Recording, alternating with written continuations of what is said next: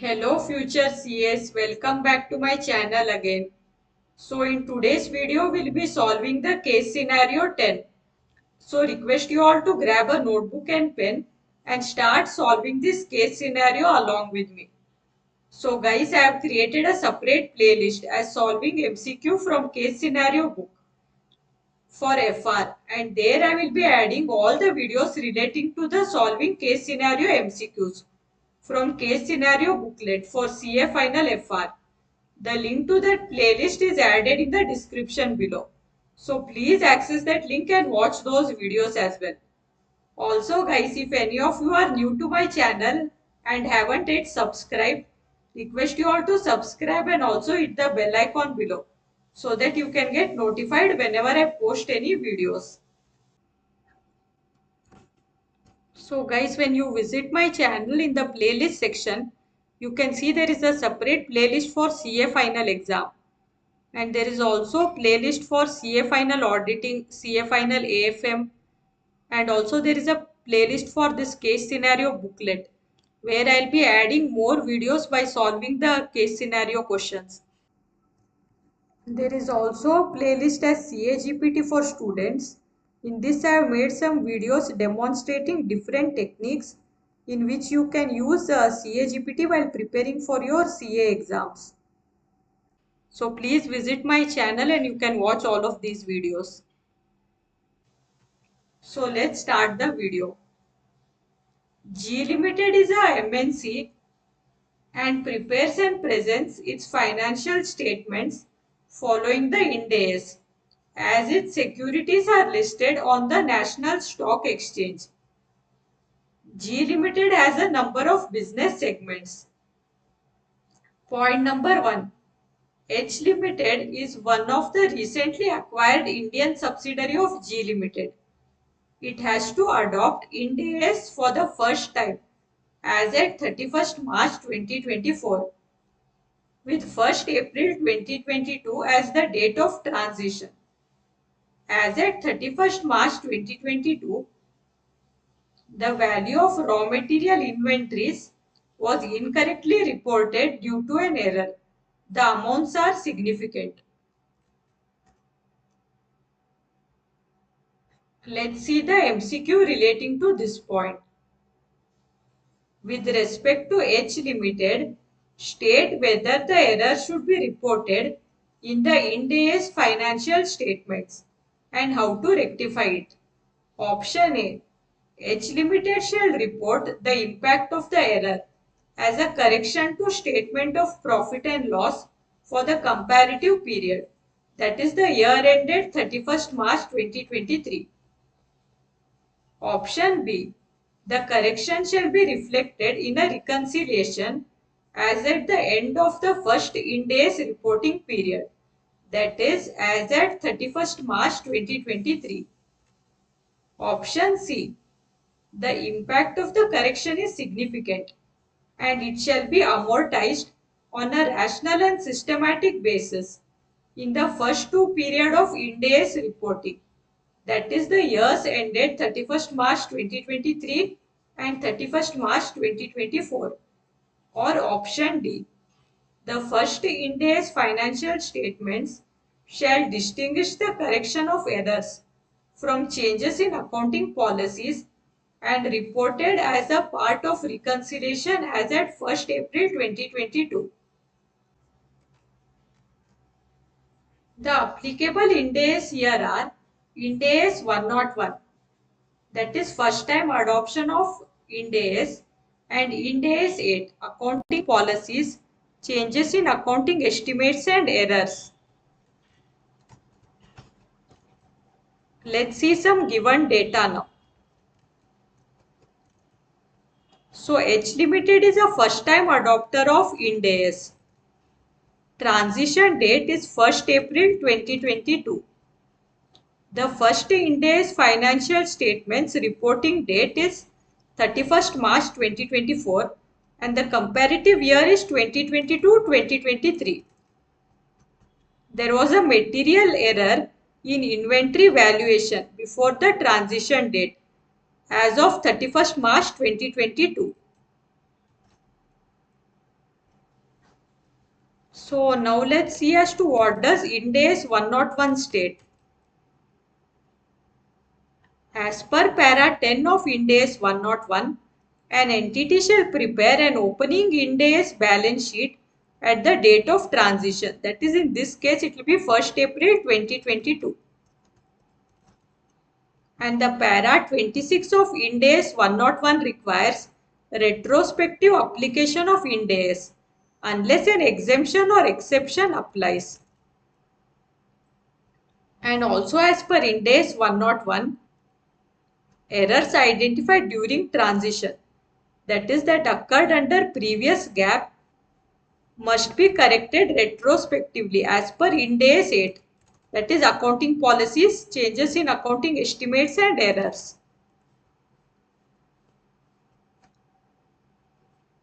Now let's go ahead and see what does Ind AS 8 state. So as per para 49 of Ind AS 8, a material prior period error must be corrected by restating as follows. The comparative amounts for prior periods in which the error occurred, or if the errors occurred before the earliest prior period presented, opening balance of assets, liability and equity for the earliest period presented. So now we have to apply these concepts to the H Limited's case. Since the errors occurred before the transition date, that is 31st March 2022, and is significant, it must be corrected retrospectively in the opening Ind AS balance sheet, that is as at 1st April 2022.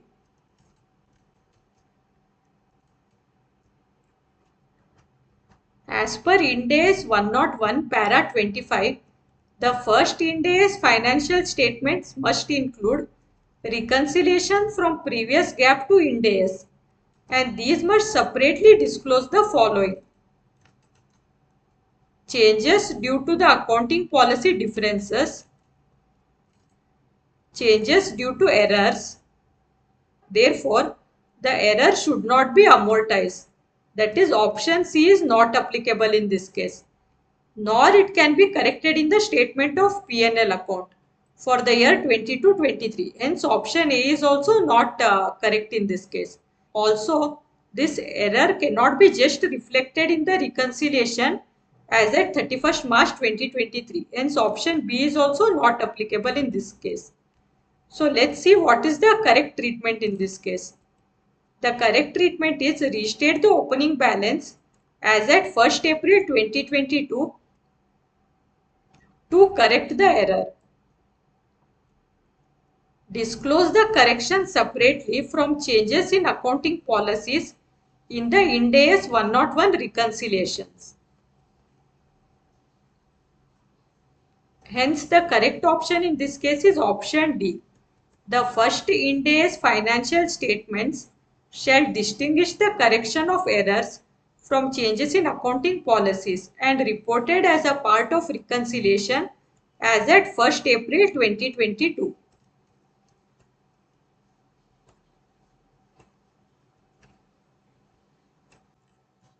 Let's see the point number 2 now. G Limited is also engaged in software development. It enters into a contract with a customer to transfer a software license, perform an installation service, and provide unspecified software updates and technical support, that is online and telephone, for a 2-year period. G Limited sells the license, installation service, and technical support separately. The installation service includes changing the web screen for each type of user. For example, marketing, inventory management, and information technology. The installation service is routinely performed by other entities and does not significantly modify the software. The software remains functional without the updates and the technical support. Now let's see the MCQ relating to this issue. How many performance obligations G Limited has with respect to the contract with the customer to transfer software license? Option A, 4 performance obligations. Option B, 3 performance obligations. Option C, 2 performance obligations. Or option D, 1 performance obligation. The applicable Ind AS here is Ind AS 115, that is revenue from contracts with customers. So let's see the given data now. G Limited enters into a contract to provide the following: a software license, an installation service, unspecified software updates for over 2 years, and technical support online and phone for 2 years. So applying Ind AS 115, key criteria for identifying the performance obligation are as follows. So under Ind AS 115, paras 22 to para 30, a good or a service is a separate performance obligation if it meets the following criteria. That is capable of being distinct. That is, customer can benefit from it on its own or with other readily available resources, or distinct within the context of the contract, that is not integrated with or dependent on other promises. So let's evaluate each of the component based on these facts of Ind AS 115. First we will evaluate software license. So this is delivered upfront. It remains functional on its own and it is not modified by installation or updates, and it is also distinct. Hence this is performance obligation number 1. Now we will evaluate installation service. So this merely changes the user interface per user group and it is not significantly modifying or customizing the core software, and it can be performed by the third parties also, and also this is distinct. Hence this is performance obligation number 2. Now we will analyze the software updates, unspecified software updates. While timing and content is unspecified, these updates improve the software and this is sold separately in other contracts. And also this is not essential for software to function. Hence this is also a distinct performance obligation. Hence this is performance obligation number 3. Now let's analyze the technical support, phone and online. This helps with troubleshooting and user assistance. This is also sold separately and this is not interdependent with updates. Hence this is also a distinct obligation. Hence this leads to performance obligation number 4. Hence G Limited has 4 separate performance obligations. That is software license, installation service, software update and technical support. Hence the correct answer is option A, 4 performance obligation. Now let's see the point number 3. G Limited sells a 20% interest in a wholly owned subsidiary K Limited to outside investors for rupees 100 lakh in cash. The carrying value of K Limited's net assets is rupees 300 lakh, including goodwill of rupees 65 lakh from the subsidiary's initial acquisition.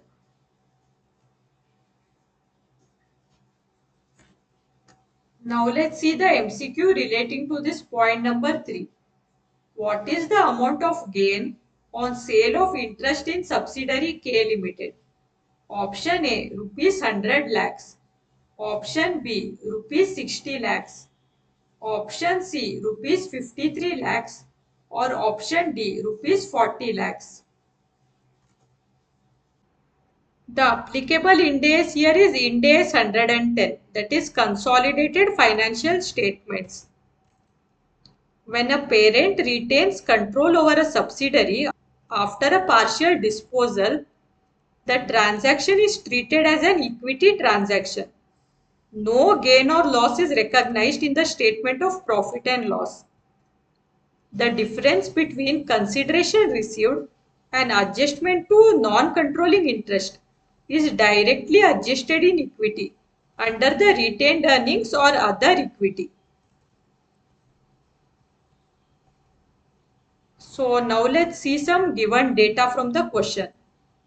G Limited sells 20% of subsidiary K Limited. Carrying amount of K Limited's net asset is rupees 300 lakh, including goodwill of rupees 65 lakh. Consideration received rupees 100 lakh. G Limited retains 80% interest, that is control is retained. Now let's see the step-by-step calculation. Step number 1, computation of carrying amount of non-controlling interest created, that is 20% of net assets. So in this case, net assets is rupees 300 lakh. So 20% of 300 lakh is rupees 60 lakh. Step number 2, determination of the gain or loss adjustment to equity. Consideration received rupees 100 lakh less carrying amount of non-controlling interest created is equal to rupees 60 lakh. Hence the gain is rupees 40 lakh. However, this gain of rupees 40 lakh is not recognized as a gain in the profit and loss account, but it is recorded as an increase in equity as per the concept of Ind AS 110 that we discussed above.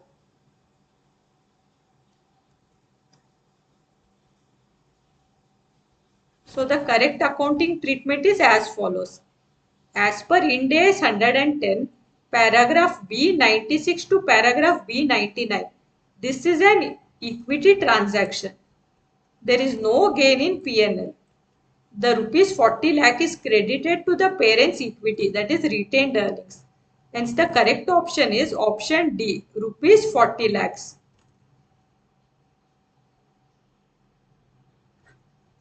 So the reference here is Ind AS 110 para B98. So this para states that if a parent retains control of a subsidiary, the parent shall recognize any difference between the amount by which the non-controlling interests are adjusted and the fair value of consideration received directly in equity.